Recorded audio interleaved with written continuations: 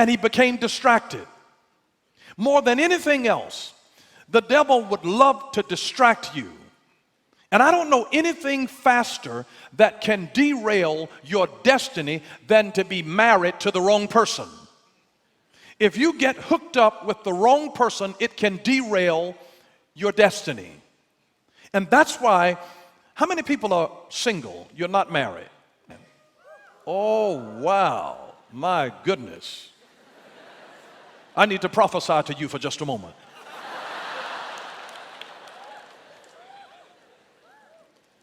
Before you hook up with anybody, before you get married, I want you to ask yourself, what is the history of this person's decisions? Because when you marry somebody, you don't marry personality, you marry character. Their character is revealed by the quality of the decisions that they make. What kind of decisions are they making? What is the history of their decisions? Then you need to ask yourself, whose voice do they respect and trust? Whose voice do they respect and trust? Because whose voice they respect and trust is going to determine how they will be in their life. Because you may not be marrying them, you're marrying the voice of the person whose life they trust and respect. So you have to ask yourself some questions about them. And then you have to ask yourself this third question: what is their daily routine? To keep you from getting involved in a relationship with the wrong kind of person, ask yourself the question, what is their daily routine? If you show me your daily routine, I will show you where you will be 10 years down the road. Because the secret of success is always found in the daily routine. You don't become successful in a day. Success comes daily. It comes daily. It doesn't come in a day, it comes daily. If you look at what you're doing on a daily basis, that will reveal your real success in life. And that's where we have to look to see where we are, who we are getting involved with. When you are in a position, you recognize your mate by their faces. In the Hebrew, they don't even have a singular word for face because they know that we have different faces with different people. So it's always in the plural, F-A-C-E-S, faces. You will recognize your spouse by their face, by their faces. The F stands for their family background, their family background. When you look at the family background, you see fruit does not fall too far from the tree. So you have to look at their family background. The A is their attitude. Look at their attitude, not just their external looks, their beauty or handsomeness. You want to look at their attitude because they might be very attractive on the outside but have a very ugly attitude on the inside. You know them by their family background. You know them by their attitude. The C is compatibility.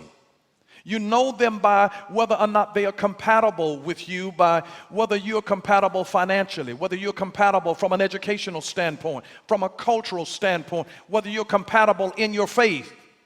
You know them by the compatibility component, not just whether I'm saved and you're saved. I see saved people get divorces because they're incompatible.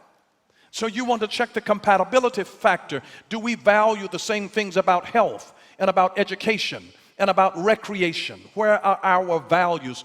Are we culturally compatible here? Spiritually compatible here? Financially compatible here? Then the E are the experiences that they have had. Their family background, their attitude, compatibility, the experiences that they have from the past. You don't just marry who a person is, you marry everybody that they've been. You marry everything that has happened to them.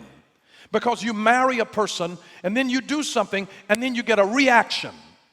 And if you're with a person and you do something and that the reaction is bigger than the action that you did, it means that the reaction is about something that happened before you even came into the picture.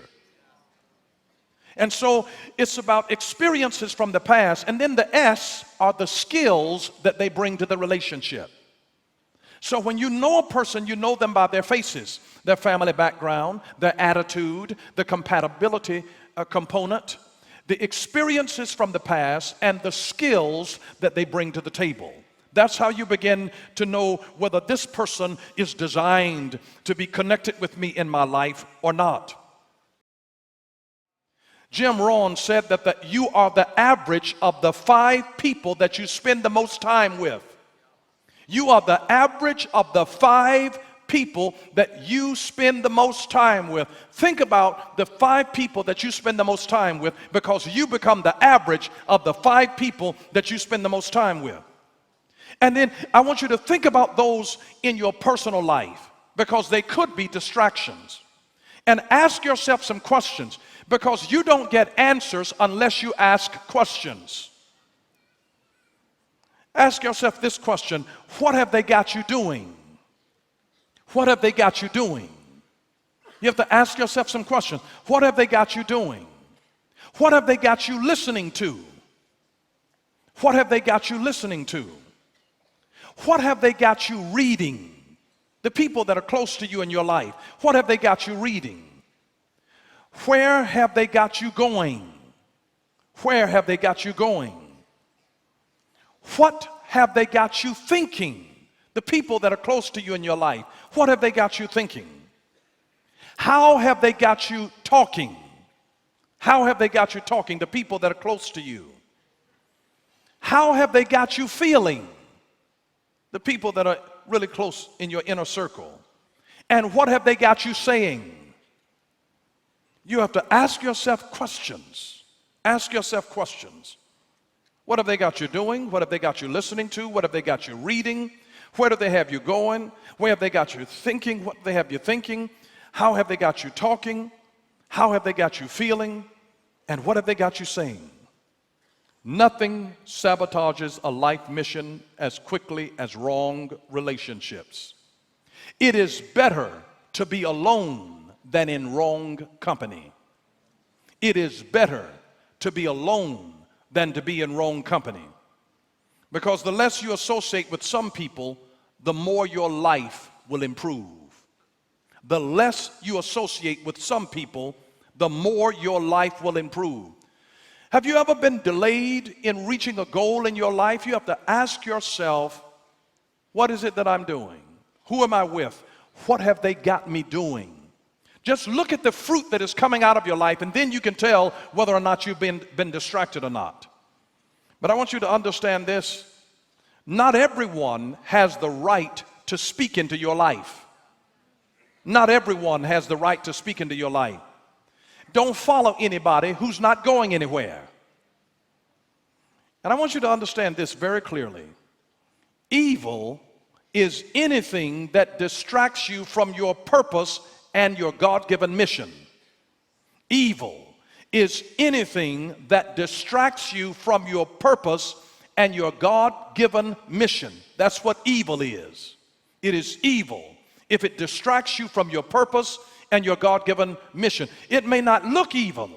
You determine evil by its function in your life. Does it distract you from your purpose or your God-given mission? In fact, good things can be evil to you if it distracts you from your purpose and your mission. Doing good works can be an enemy to doing God works. A huge difference. Good works, you know what dead works are? Dead works are good works that God didn't specifically tell you to do. The God works is what God has assigned for you to do. He's assigned for you to do. And so we have to make sure that we are not distracted from our purpose and our God-given mission. You can get distracted by things.